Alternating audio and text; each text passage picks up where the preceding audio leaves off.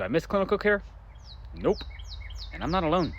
Healthcare providers are leaving the clinic, and there's not enough reinforcements coming behind them.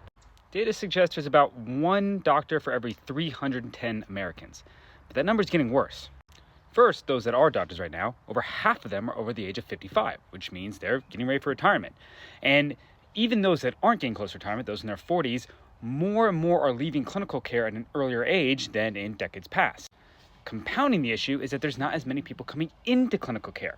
Now, why is that? Well, I can speak very closely to this from an anecdotal experience, and also what the data shows is that healthcare providers are leaving in droves for a couple of big reasons. One, the cost of getting into healthcare is astronomical. Tuition keeps going up. The average medical debt for a physician is about $243,000. For nurses, it depends on the degree.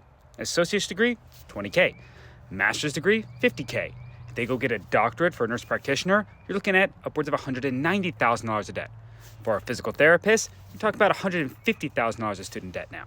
And for the crowd that says, well, you got to pay back your debts, paying back the debts right now just isn't feasible in the current economic landscape.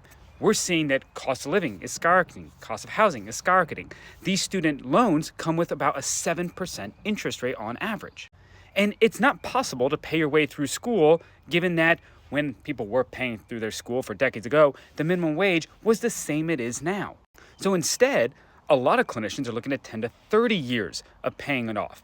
And there's just not enough people that can have their schooling fully paid for by their families or to get scholarships in order to fill the medical needs, the healthcare needs of Americans.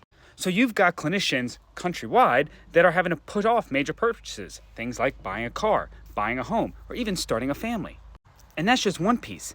The other thing is that the job's just not as enticing anymore. The administrative burden of healthcare is ridiculous.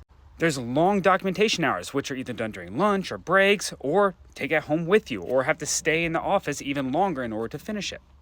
As you can see here, the reimbursement are not going up. In some cases, they're going down. We're fighting Medicare cuts every single year. But as we mentioned, all the costs are going up. So this leads to only one way to keep up with increasing salary demands to cover those costs, and that's being even more productive. More productivity means patient care goes down in terms of quality, which means the things that we got into healthcare for is being taken away. It's not as enjoyable. It means more paperwork, more admin burden. And you've also got more issues like prior authorizations and other cuts and hurdles that insurance companies are putting through.